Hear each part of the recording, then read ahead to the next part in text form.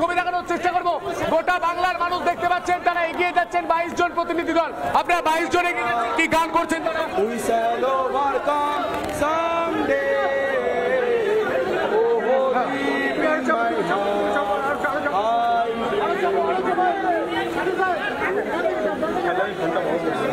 এই মুহূর্তে whistle overcome অর্থাৎ আমরা করব জয়, সেই গান গাইতে গাইতে তারা যাচ্ছেন। গানে গানে বিপ্লব, গানে গানে প্রতিবাদ। এই মুহূর্তে ছবি দেখানোর চেষ্টা করব হাতে স্পাইন নিয়ে, হাতে মেরুদণ্ড নিয়ে, যে মেরুদণ্ড বিনীত গোয়েলকে উপহার দেওয়ার কথা ছিল সেই মেরুদণ্ড নিয়ে তারা কিন্তু যাচ্ছেন। এই মুহূর্তে ছবি দেখানোর চেষ্টা করি, এই মুহূর্তে একটু ছবি দেখানোর চেষ্টা করি। এই মুহূর্তে জুনিয়র ডাক্তাররা এই মুহূর্তে হেঁটে যাচ্ছেন, সেই ছবি দেখানোর চেষ্টা করছে রোহিত। সেই ছবি আমার ভিডিও জার্নালিস্ট তুলে ধরছে, সরাসরি ছবি দেখানোর চেষ্টা করছে। 22 জন প্রতিনিধি এই মুহূর্তে হেঁটে যাচ্ছে মেরুদণ্ড হাতে নিয়ে। ছবি দেখানোর চেষ্টা করি, রোহিত দেখাচ্ছে এই মুহূর্তে সেই ছবি। গোটা বাংলার মানুষ এই মুহূর্তে দেখতে পাচ্ছে, এই মুহূর্তে দেখতে পাচ্ছে গোটা বাংলার মানুষ পাইন নিয়ে, মেরুদণ্ড নিয়ে লালবাজারের উদ্দেশ্যে গান গাইছেন।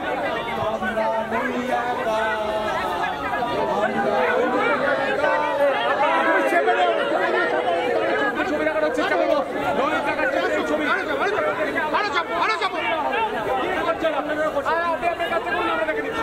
এই মুহূর্তে ছবি দেখানোর চেষ্টা করবো, গান গাইছেন ওনারা, গান গাইতে গাইতে এগিয়ে যাচ্ছেন।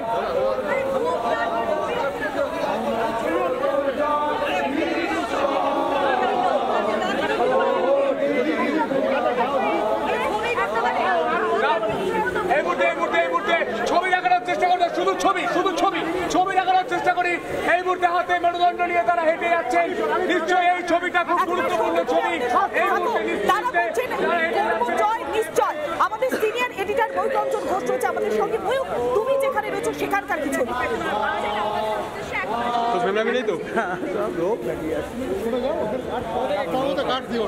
দেখো, আমি শুধু দেখানোর চেষ্টা করবো পৌলমী, আমরা সকাল থেকে রাত থেকে যে খবর কভার করছি, আমরা কিন্তু প্রায় 1 ঘন্টা হেঁটে ফেলেছি। অর্থাৎ যেখানে ব্যারিকেডিংটা করা হয়েছিল সেখান থেকে আরেকটা সিগন্যাল, তারপরে লালবাজার দেখা যাচ্ছে, টুকি লালবাজার দেখা যাচ্ছে। মানে পুলিশের এত ভয় চিকিৎসকদের। এই মুহূর্তে দুতরফেই মানুষজন রয়েছেন এখানে, হাসাহাসি করছেন। কি বিশাল বড় লৌহ প্রাচীর দেখেছিলেন? হ্যাঁ দেখলাম, 9 ফুটের কাছাকাছি, 9 ফুটের কাছে। কম লাগছে দেখতে, বিচ্ছিরি লাগছিল, যেন এরা যুদ্ধ করতে যাচ্ছে। কার সাথে যুদ্ধ? ডাক্তাররা যেন যুদ্ধ করতে যাচ্ছে পুলিশের সঙ্গে। এটা ডাক্তাররা পুলিশের সাথে যেন যুদ্ধ করতে যাচ্ছে। এখানে আরেকজন আছেন, আপনি প্রাচীর দেখছিলেন? হ্যাঁ হ্যাঁ, এই অরঙ্গজেবের যুদ্ধ বা সীমান্তের মতো। হ্যাঁ তাই তো দেখলাম তো।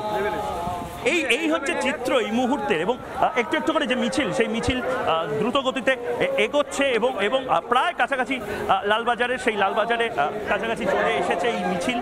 এখনো পথ অনেকটা বাকি, আসলে বোধহয় রূপক অর্থে পথ অনেকটাই বাকি। কারণ এটা প্রথম ধাপ, যে ধাপ অ্যাকচুয়ালি এটা বলতে যে বিনীত গোয়েল আসলে তৃণমূল কংগ্রেসের টাকায় অ্যাকচুয়ালি বেতনটা পান না। বিনীত গোয়েল পাবলিক সার্ভেন্ট, পাবলিকের টাকায় পান। এবং নির্দিষ্টভাবে আমরা এই প্রশ্নটাই প্রথম দিন থেকে করে এসেছিলাম। এখনো পথ অনেকটা বাকি। অন্যদিকে সন্তু রয়েছে। সন্তু, এই মুহূর্তে তোমার কাছে যাব, আবার ছবিগুলো দেখাও।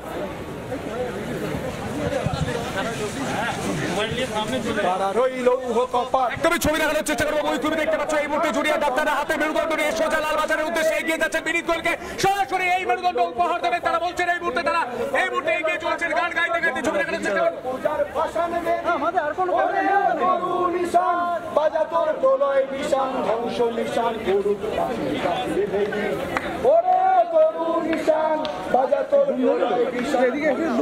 আমাকে আটকে দিচ্ছে।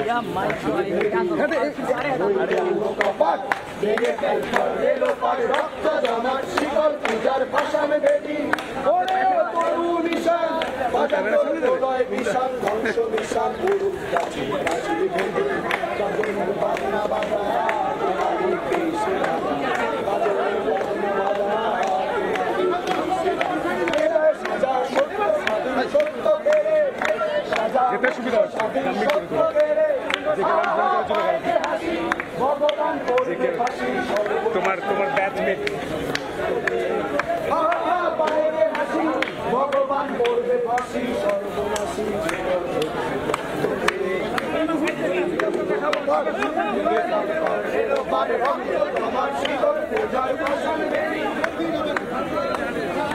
এই মুহূর্তে ছবি দেখানোর চেষ্টা করবো। গান করতে করতে তারা এগিয়ে এসেছেন, সাধারণ মানুষ তারা এই মুহূর্তে স্লোগান দিচ্ছেন। মোবাইলে টর্চ লাইট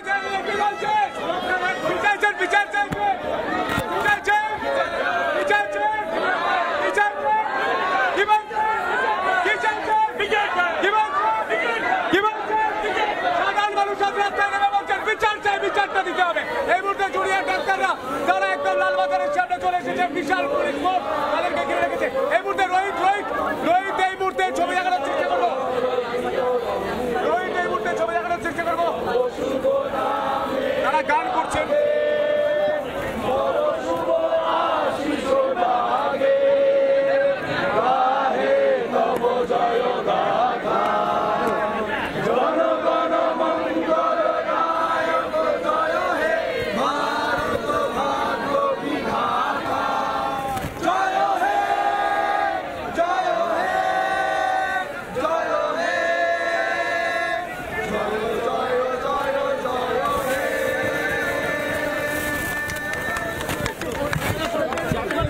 জাতীয় সঙ্গীত গাইলেন এবং মহিলারাও দাঁড়িয়ে রয়েছেন রাস্তায়, মহিলারাও দাঁড়িয়ে রয়েছেন রাস্তায়, সাধারণ মহিলারা তারা দাঁড়িয়ে রয়েছেন। রোহিত এই মুহূর্তে দেখাচ্ছে গার্ডেল সরিয়ে তাদেরকে এগিয়ে নিয়ে যাওয়া হচ্ছে। ছবি দেখানোর চেষ্টা করবো। গার্ডেল সরিয়ে তাদেরকে এগিয়ে নিয়ে যাওয়া হচ্ছে, এগিয়ে যাচ্ছেন তারা।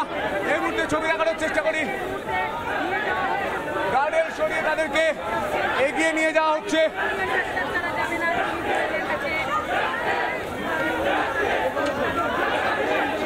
ছবি দেখানোর চেষ্টা করবো। ময়ূক, তুমি কি দেখতে পাচ্ছ ময়ূক?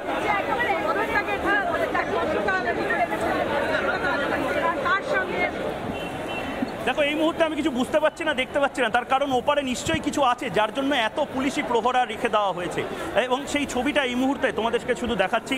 দেখো, 22 জনকে এই মুহূর্তে নিয়ে যাওয়া হবে এবং 22 জনকে লালবাজারে নিয়ে যাওয়া হবে। যে লালবাজার আসলে সাধারণ মানুষের ট্যাক্সের টাকায় চলা। গার্ডরেল খুলে দেওয়া হলো এই মুহূর্তে, যেমনটা তুমি দেখালে।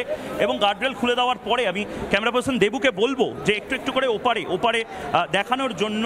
খুব বেশি গার্ডরেল থাকতে পারে না যখন সাধারণ মানুষ কথা বলে এবং সেই গার্ডরেলে সাংবাদিক বা মানুষকে আটকানোর হয়তো প্রচেষ্টা চলে। কিন্তু দেখো, এই মুহূর্তে ওপারে আটকানো হলো, এপারে সাংবাদিক হিসাবে যে কাজটা করছি সেই কাজটাই আমাদের করতে হচ্ছে। পুলিশকেও বুঝতে পারছি পুলিশের কাজটা করতে হচ্ছে। কিন্তু এই মুহূর্তে মানুষ যে গার্ডরেল মানুষের জন্য, মানুষের টাকায় কেনা গার্ডরেল মানুষের জন্য আটকানোর জন্য ব্যবহার হয়েছিল, সেগুলো সরিয়ে দেওয়া হয়েছে এই মুহূর্তে। পুলিশ আটকে রেখেছিল এই জায়গাটায়। পুলিশও এই মুহূর্তে এই জেব্রা ক্রসিংয়ের ওপারে আমরা ছিলাম, এই মুহূর্তে এইখানে চলে এসেছি। জাস্টিস জাস্টিস বলে সাধারণ মানুষ, justice, we want justice, we want justice. আমাদের মেয়েদের সুরক্ষার জন্য আমাদের জাস্টিসের প্রচন্ড প্রয়োজন। আমরা ওয়ার্কিং প্লেসে যাতে সেফ থাকতে পারি, আমাদেরকে সাহায্য করুন। এই একটা প্রতিবাদের মাধ্যমে আমরা মানুষকে জানাতে পারবো যে আমাদের মেয়েদের কতটা দরকার। একটা কাজের জায়গায়, একটা প্রত্যেকটা জায়গায় আমাদের সুরক্ষার দরকার। আপনাদের রামবাম বলে যে দাগিয়ে দেওয়া হয়, কোনো রাম বাম এখানে কেউ নেই। এখানে সাধারণ মানুষ প্রতিবাদ করেছে, এখানে সাধারণ মানুষ আছে। সাধারণ মানুষের জয় হবে যদি আজকে এটা জয় হয়। আজকে সবাই একসাথে থাকবো আমরা, শুধু এই একটা মেয়ের জন্য নয়, আমরা সমস্ত মেয়েদের জন্য। সমস্ত পুরুষ সম্প্রদায়েরও এটা ওই দায়িত্ব আমাদের পাশে থাকা, আমাদের সাথে থাকা। তারাও আমাদের সাথে সমাজে বাস করে, এই সমাজটাকে সুন্দর সুস্থ করে তোলা তাদেরও একটা বিশাল বড় দায়িত্ব। জাস্টিস জাস্টিস ধ্বনিত হচ্ছে, কি বলবেন? আমরা জাস্টিস চাইতেই এসেছি। সাধারণ মানুষ হিসেবে কোনো দলের প্রতিনিধি হয়ে আসিনি। আমরা দূর থেকে আমরা সাধারণ নাগরিক। আমি মা, দুটো সন্তানের, তারা যাতে একটা সুস্থ স্বাভাবিক সমাজ পায় বেঁচে ওঠার জন্য, বেড়ে ওঠার জন্য, সেই জন্য আমরা এসেছি ডাক্তারদের সাথে এই প্রতিবাদে সামিল হতে। তার পাশাপাশি পুলিশও পাল্টা ছবি তুলছে, পুলিশের পক্ষ থেকেও ছবি তোলা হচ্ছে। পুলিশদেরও ফটোগ্রাফার থাকে, প্রেসেরও ফটোগ্রাফার থাকে। এক অভূতপূর্ব মিলন ক্ষেত্র যেখানে পুলিশ আমাদের ছবি তুলছে, আমরা পুলিশের ছবি তুলছি।